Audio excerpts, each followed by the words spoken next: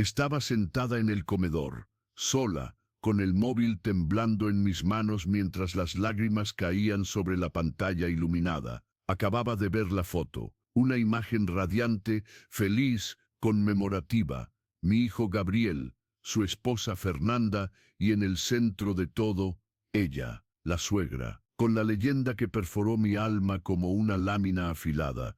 Feliz cumpleaños a la mujer que me enseñó lo que es amor de madre de verdad.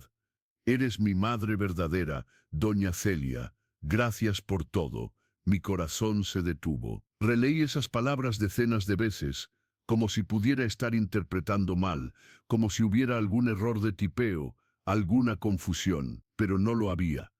Allí estaba mi hijo, el niño que llevé en el vientre por 9 meses, que amamanté hasta sangrar, que sostuve en las madrugadas de fiebre, declarando públicamente que otra mujer era su madre verdadera. Y yo simplemente no existía. Deslicé el feed de él, desesperada, buscando por mí. Nada, ninguna foto mía, ninguna mención, ninguna memoria compartida. Había sido completamente borrada, eliminada, como si 32 años de dedicación absoluta nunca hubieran sucedido. Mi nombre es Elena. Tengo 56 años y siempre me he enorgullecido de haber sido una madre presente, dedicada, a veces hasta excesiva. Crié a Gabriel sola, desde que él tenía 4 años, cuando mi marido nos abandonó por una compañera de trabajo 20 años más joven. Recuerdo como si fuera ayer, el día en que Fernando simplemente hizo las maletas y dijo que no aguantaba más esa vida mediocre, que merecía ser feliz. Feliz, como si yo y nuestro hijo fuéramos obstáculos a la felicidad de él. Me quedé allí, en la puerta de casa, sosteniendo a Gabriel de la mano mientras veíamos el coche del padre desaparecer en la esquina. Mi hijo lloró durante semanas. Preguntaba por qué papá no lo amaba más, por qué se había ido. Yo no tenía respuestas, apenas abrazos y promesas de que yo nunca, jamás lo abandonaría. Y cumplí esa promesa con cada fibra de mi ser. Trabajé en 2 empleos durante años. De día, era secretaria en una clínica médica. Por la noche, después de acostar a Gabriel, hacía pasteles y bocadillos por encargo en nuestra pequeña cocina. Dormía 4, a veces 3 horas por noche. Mis manos quedaron callosas de tanto amasar. Mi columna dolía permanentemente de tanto estar de pie, pero no me importaba. Gabriel necesitaba un futuro mejor que mi pasado. Renuncié a todo por él. Mis sueños de estudiar administración quedaron guardados en un cajón polvoriento junto con las cartas de aceptación que nunca pude pagar. Mi relación con Eduardo, un hombre gentil que trabajaba en la clínica conmigo y quería casarse, terminó porque Gabriel, entonces adolescente, dijo que no aceptaría un extraño en nuestra casa. Elegí a mi hijo, siempre elegí a mi hijo. Cuando él quiso estudiar ingeniería en una universidad privada cara, vendí el único bien que me restaba, el coche que mi madre me había dejado de herencia. Tomé 3 autobuses por día durante 4 años para que él no necesitara trabajar y pudiera dedicarse a los estudios. Cuando se graduó, lloré de orgullo al verlo de toga, el primero de la familia con diploma universitario. Él me abrazó aquel día y dijo: «Mamá, todo esto es gracias a ti. Te amo más que a nada». Guardé esas palabras como un tesoro. Pensé que ellas serían eternas. Gabriel conoció a Fernanda en el trabajo, 2 años después de la graduación. Desde el primer día en que la trajo a cenar en casa, percibí que algo estaba mal. Ella miraba nuestro apartamento sencillo con un aire de desdén mal disimulado. Comentó sobre las cortinas viejas, sobre la vajilla desparejada, sobre el sofá desgastado. Yo intenté reír y dije que aquellos muebles tenían historia, que cada pieza representaba una conquista. Ella apenas sonrió con frialdad y cambió de asunto. Pero fue doña Celia, la madre de Fernanda, quien se convirtió en el verdadero problema. Una mujer impecablemente vestida, con joyas relucientes y un aire de superioridad que llenaba cualquier ambiente. Ella venía de una familia de empresarios y dejaba eso claro en cada frase, en cada gesto. La primera vez que nos encontramos, en un almuerzo que Fernanda organizó para integrar las familias, doña Celia me miró de arriba abajo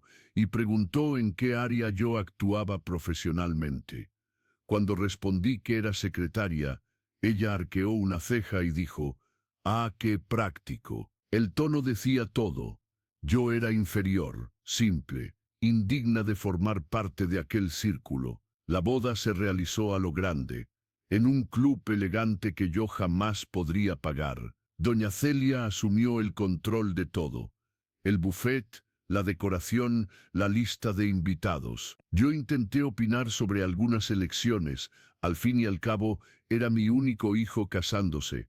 Pero fui sutilmente apartada de cada decisión. «Deja que yo resuelva, Elena, ya tienes tanto trabajo», decía ella con una sonrisa que nunca llegaba a los ojos. En el día de la ceremonia, usé el vestido más bonito que conseguí comprar en una tienda departamental.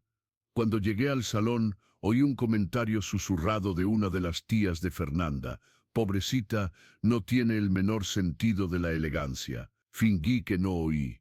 Sonreí para las fotos. Bailé con mi hijo, pero por dentro algo comenzó a desmoronarse. En los meses siguientes, las visitas de Gabriel se volvieron cada vez más espaciadas. Antes él venía cada semana, pedíamos pizza, veíamos películas malas y nos reíamos de chistes internos que solo nosotros entendíamos. Después del matrimonio, las visitas pasaron a ser quincenales, después mensuales. Las llamadas quedaron breves, mecánicas. «Hola mamá, ¿todo bien? Estoy apurado, hablamos después». Y nunca hablábamos después. Yo veía en las redes sociales la vida nueva de él. Cenas en restaurantes sofisticados, viajes para resorts, fiestas en casas de amigos adinerados. Y siempre, siempre, doña Celia estaba ahí. En los comentarios, en las fotos, siendo elogiada, siendo amada. Un día, intenté conversar con Gabriel sobre eso. Llamé y pregunté si estaba todo bien, si yo había hecho algo mal. Él suspiró del otro lado de la línea, aquel suspiro cansado de quien está siendo importunado. «Mamá, tienes que dejar de ser tan necesitada. Yo tengo mi vida ahora, tengo responsabilidades». Fernanda siempre comenta que llamas demasiado, que estás pidiendo atención. Sentí como si me hubieran dado un puñetazo en el estómago. ¿Necesitada? Yo, que sacrifiqué todo, ¿era necesitada por querer hablar con mi hijo? Intenté explicar, pero él ya había colgado. Esa fue la última llamada real que tuvimos antes del día de la foto. Antes del día en que descubrí que yo había sido completamente borrada de su vida digital, y tal vez de su vida real también. Intenté entender lo que había acontecido. Revisé mis memorias, buscando el momento exacto en que perdí a mi hijo. ¿Fue cuando no pude pagar una fiesta de graduación lujosa para él? ¿Fue cuando doña Celia ofreció aquel coche importado de regalo, y yo solo pude dar un reloj simple? ¿Fue cuando comencé a envejecer y mis manos callosas y mi rostro cansado se volvieron vergonzosos para su nueva clase social? Si tú también ya pasaste por algo parecido, o conoces a alguien que enfrentó ese tipo de rechazo, sabe que no estás sola. Inscríbete aquí para recibir más historias de superación y fuerza, porque a veces necesitamos saber que otras personas comprendieron ese dolor para conseguir seguir adelante. Durante 3 semanas después de ver aquella foto, no conseguí comer bien. Adelgacé 6 kilos. Mi colega de trabajo, Mariana, se quedó preocupada e insistió en que yo buscara ayuda. Fue cuando conocí a doctora Beatriz, una psicóloga que atendía por un valor social que yo podía pagar. En nuestra primera sesión, conté todo. Las palabras salían mezcladas con lágrimas, 30 años de devoción resumidos en frases quebradas y sollozos. Ella me oyó en silencio y al final dijo algo que me chocó. «Helena, necesitas entender que tu hijo no nació ingrato. Él fue enseñado a serlo». No comprendí de inmediato. Ella continuó: estás lidiando con algo llamado alienación afectiva. Cuando una persona es constantemente expuesta a mensajes sutiles de que alguien no es bueno suficiente, no tiene valor, es un peso, eventualmente ella pasa a creer en eso. Tu nuera y tu ex-suegra han manipulado la percepción que Gabriel tiene de ti. Las sesiones siguientes fueron reveladoras y dolorosas. Aprendí sobre patrones tóxicos, sobre manipulación emocional, sobre cómo personas con recursos financieros a veces usan eso como herramienta de poder y control. Comencé a ver todas las señales que había ignorado: los comentarios venenosos disfrazados de preocupación, el aislamiento progresivo, la sustitución sistemática de mi presencia por la de doña Celia. Fue Mariana quien me contó, un día, algo que cambiaría todo. Ella tenía una amiga que trabajaba como organizadora de eventos y había organizado un evento para la empresa de Gabriel. En ese evento, Mariana descubrió que Fernanda y doña Celia hablaban abiertamente mal de mí para los colegas de Gabriel, diciendo que yo era problemática, desequilibrada, que vivía entrometiéndome en la vida de la pareja. Según el relato, doña Celia habría dicho: gracias a Dios mi yerno me tiene a mí ahora, porque aquella mujer solo estorba. Pobre Gabriel, qué infancia terrible debe haber tenido. Infancia terrible. Las palabras resonaban en mi cabeza. La infancia en que trabajé 16 horas por día para que él tuviera zapatillas nuevas. La infancia en que vendí joyas de familia para que él hiciera curso de inglés. La infancia en que renuncié a todo para que él nunca sintiera falta de nada esencial. Terrible. La rabia, algo que yo nunca me permití sentir completamente, comenzó a hervir dentro de mí. No era una rabia destructiva, sino algo transformador. Por primera vez en meses sentí una centella de dignidad siendo reencendida. Yo no merecía aquello. No merecía ser borrada, reescrita como una villana en la historia de mi propia vida. Decidí que necesitaba respuestas reales. Necesitaba mirar a los ojos de mi hijo, o su historia, que você aceito ser un fantoche nas maus deles. Hijo, y entender lo que había sucedido. Pero no iba a implorar, no iba a rebajarme, iba como una mujer que conoce su propio valor, aunque otros lo hayan olvidado. Cogí mi celular y le escribí un mensaje a Gabriel. No fue largo, no fue emocional, fue directo: necesitamos hablar, personalmente, elige un café, un lugar neutro, me merezco al menos eso. Tardó 2 días en responder. Mamá, estoy muy ocupado, no veo necesidad de reunirnos ahora. Respondí: Gabriel, o eliges un lugar para que hablemos civilizadamente, o voy hasta tu casa. No estoy pidiendo, estoy informando. Algo en mi tono debió sorprenderlo, porque 1 hora después envió la dirección de una cafetería en el centro de la ciudad. Día y hora marcados. Pasé esos días preparándome. No me estaba preparando para pelear, sino para posicionarme. La doctora Beatriz me ayudó a organizar mis pensamientos, a separar emoción de hecho, a entender lo que necesitaba decir y cómo decirlo. Compré ropa nueva, nada extravagante, pero algo que me hizo sentir fuerte, digna. Me peiné, me puse un maquillaje suave. Cuando me miré en el espejo antes de salir, vi a una mujer que había sido quebrada, pero no destruida. Llegué al café 10 minutos antes de lo acordado. Gabriel ya estaba allí, visiblemente incómodo, toqueteando el celular como si aquello fuera una obligación indeseada. Cuando me vio, se levantó por educación, pero el abrazo fue frío, mecánico. Me senté frente a él y por un largo momento solo lo observé. Aquel era mi hijo, el niño que yo acunaba cantando canciones de cuna. El adolescente que lloraba en mi hombro cuando sufría bullying en la escuela. El joven que me abrazó el día de la graduación. ¿Dónde había ido? Entonces, mamá, ¿qué es tan urgente?, preguntó, impaciente. Respiré hondo.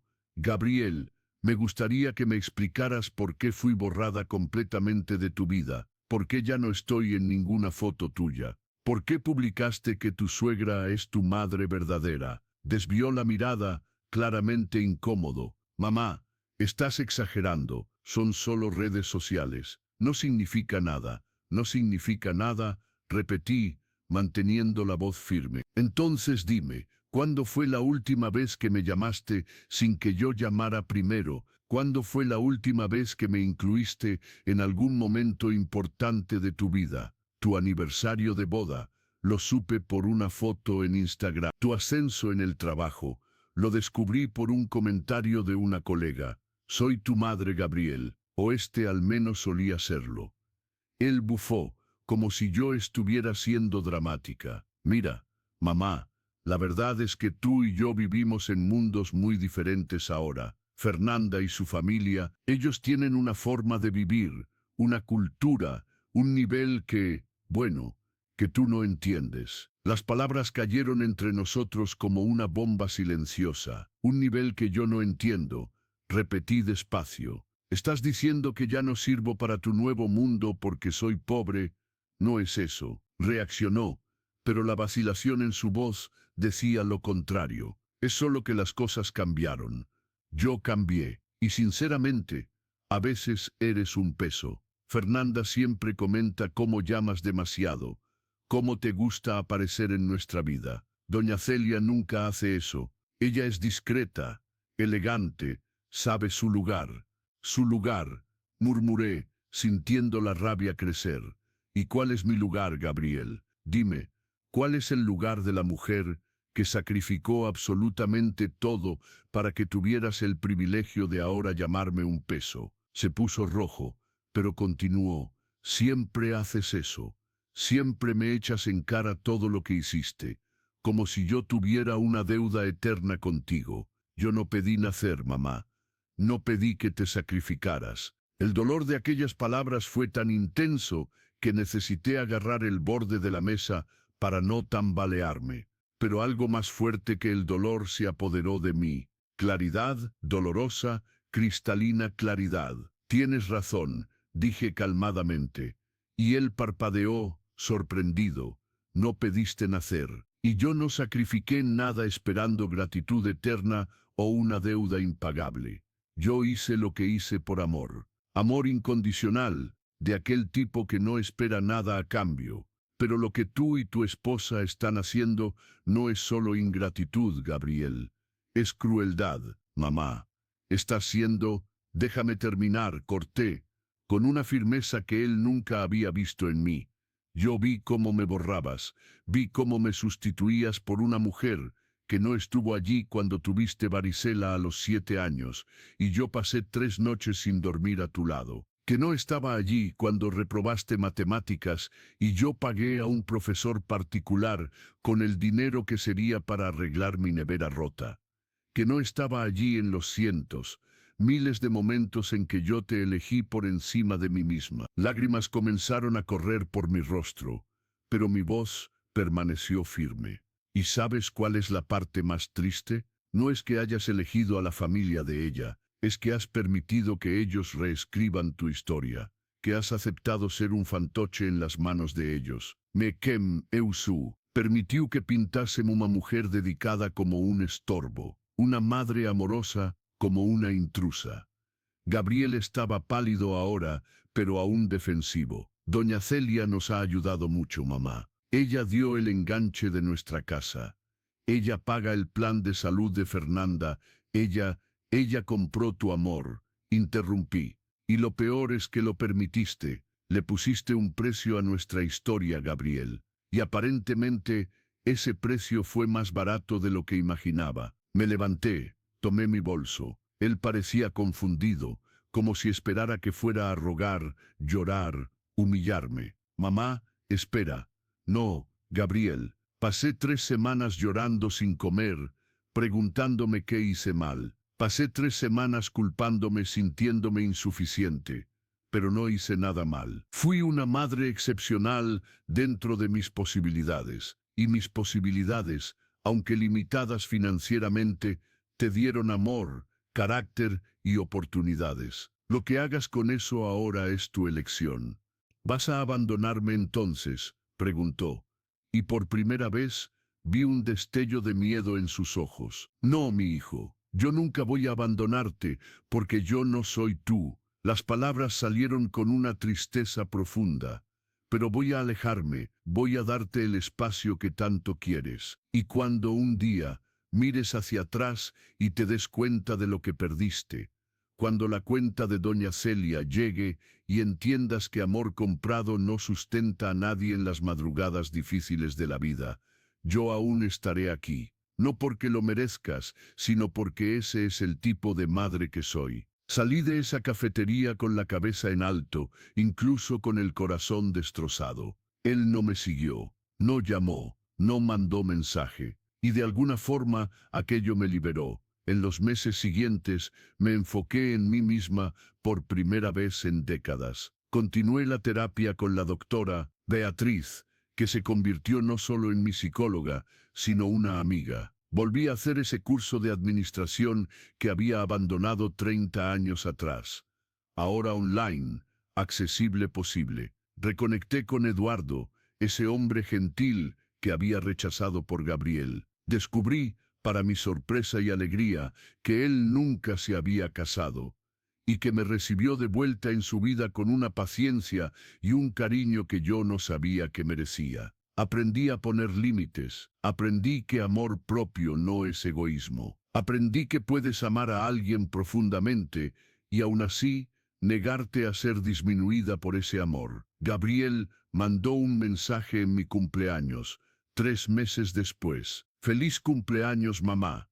Simple, sin emoción, protocolar. Agradecí educadamente y no prolongué la conversación, no porque no lo amara, sino porque había aprendido que amor sin respeto es apenas una linda palabra vacía. Fue Mariana quien me contó, 6 meses después de nuestro encuentro en la cafetería. Ella había escuchado chismes a través de su amiga organizadora de bodas. Aparentemente Gabriel y Fernanda estaban enfrentando problemas serios. La empresa donde Gabriel trabajaba pasó por una reestructuración y él fue despedido. De repente, la pareja que vivía una vida de lujo financiada en gran parte por el generoso apoyo de doña Celia, se vio en dificultades. Y fue en ese momento que la verdadera cara de la madre verdadera apareció. Según el relato, cuando Gabriel pidió ayuda financiera a doña Celia para pagar algunas cuentas mientras buscaba un nuevo empleo,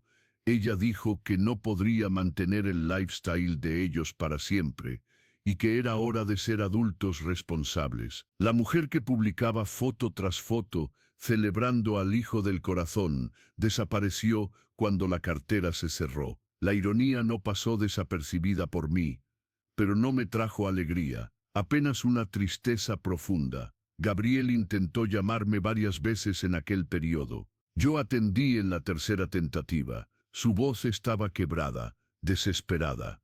Mamá, yo arruiné todo, ¿no es así? Suspiré. Gabriel, ¿por qué me estás llamando ahora? Porque tú siempre estuviste ahí cuando te necesité. Y ahora me necesitas nuevamente, concluí. Pero ¿dónde estabas tú cuando yo te necesitaba? Cuando imploré por un poco de atención, de reconocimiento, de amor, él comenzó a llorar del otro lado de la línea. Fui un idiota, fui ingrato, fui un hijo horrible. Sí, lo fuiste, concordé, y la honestidad brutal de mis palabras pareció impactarlo. Pero no naciste así, Gabriel. Fuiste moldeado por la situación, por las influencias tóxicas, por tus propias elecciones también. Fernanda quiere separarse, confesó entre sollozos. Ella dijo que si yo no tengo más el mismo nivel de vida, ella no ve futuro en el matrimonio. Y doña Celia, mamá, ella dijo que yo era un proyecto que no dio resultado. El dolor de él era palpable, pero yo no podía simplemente borrar meses de humillación y rechazo. ¿Y qué quieres de mí ahora, Gabriel? ¿Que yo diga que está todo bien? ¿Que yo abra mis brazos y finja que nada sucedió? Yo necesito a mi mamá, dijo, la voz tan pequeña como cuando era niño. Cerré los ojos, sintiendo las lágrimas correr. Gabriel, siempre seré tu madre, pero ya no seré esa mujer que se anula completamente por ti. Si quieres reconstruir nuestra relación, tendrás que ganártelo. Tendrás que reconocer públicamente lo que hiciste. Tendrás que probar con acciones, no solo con palabras, que entendiste la dimensión del dolor que causaste. Haré lo que sea, prometió. Entonces empieza publicando una foto mía en tus redes sociales. Una foto real, con una leyenda real, reconociendo quién realmente estuvo a tu lado siempre. Empieza pidiendo disculpas públicamente por lo que hiciste. Empieza tratando la terapia que obviamente necesitas hacer. Y entonces, tal vez, podamos conversar sobre reconstruir algo.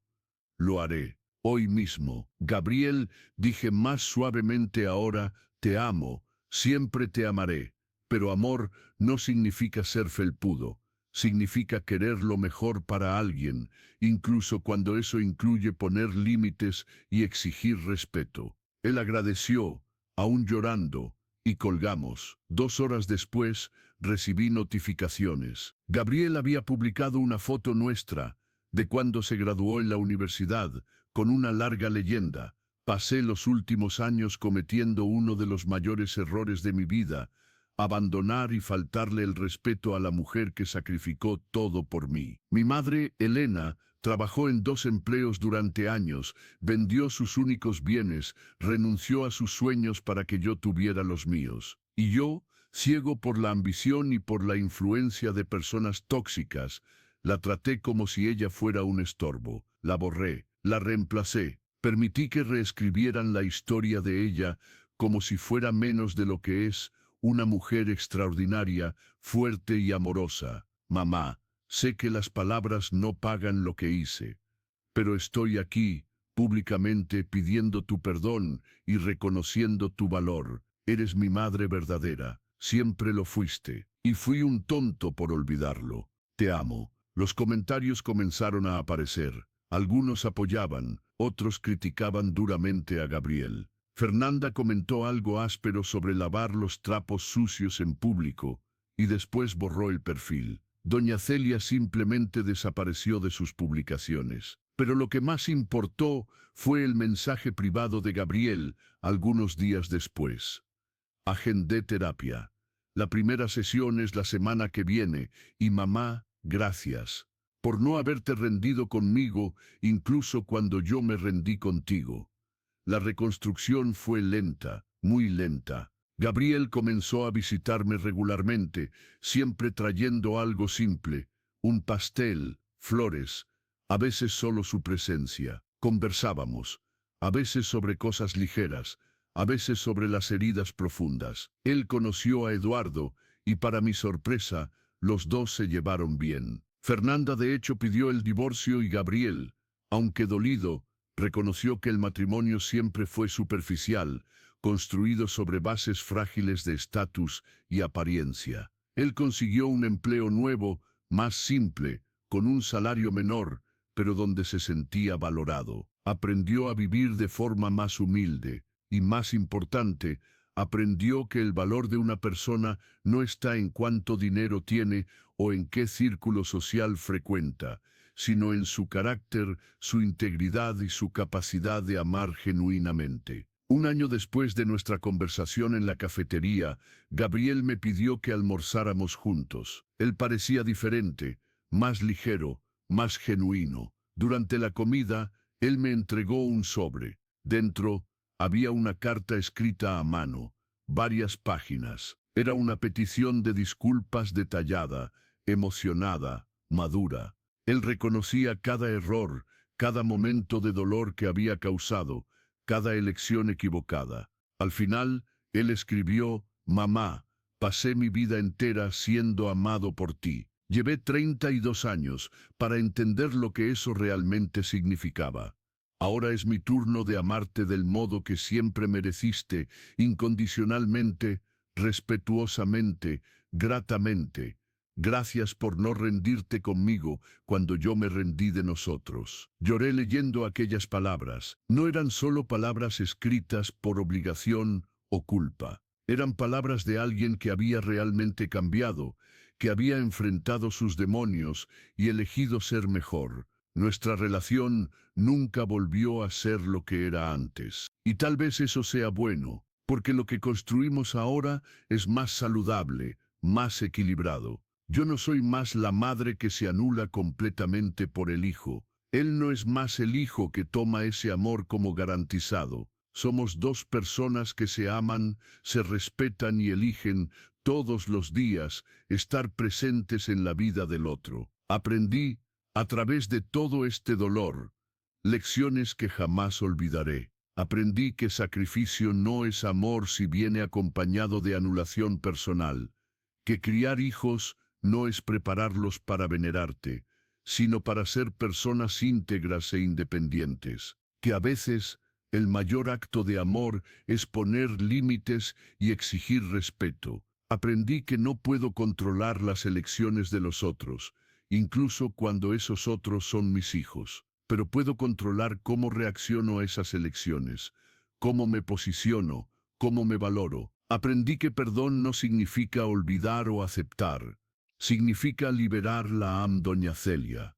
Descubrí por casualidad a través de una conocida en común, también fue reemplazada por Fernanda después del divorcio. Aparentemente, cuando no había más matrimonio para controlar o yerno para manipular, ella perdió el interés y volvió su atención a otros proyectos. Es triste, pero también revelador. Personas que aman condicionalmente siempre encontrarán nuevas condiciones cuando las antiguas no son más convenientes. En cuanto a Fernanda, supe que se casó nuevamente, esta vez con un empresario bastante mayor y considerablemente más rico. No siento rabia de ella, siento pena. Pena de alguien que mide el valor de las personas por el tamaño de sus cuentas bancarias y que probablemente nunca conocerá el tipo de amor que no puede ser comprado o vendido. Las lecciones que esta experiencia me enseñó son innumerables, pero algunas se destacan con claridad cristalina. La primera es que puedes hacer todo bien y aún así ser tratada de forma errónea. Y eso no es reflejo de tu valor, sino de las elecciones, debilidades e influencias de aquellos que te hieren. La segunda es que poner límites no es falta de amor, es exceso de amor propio. Y amor propio no es egoísmo, es supervivencia emocional. La tercera es que perdón es un presente que te das a ti misma, no al otro.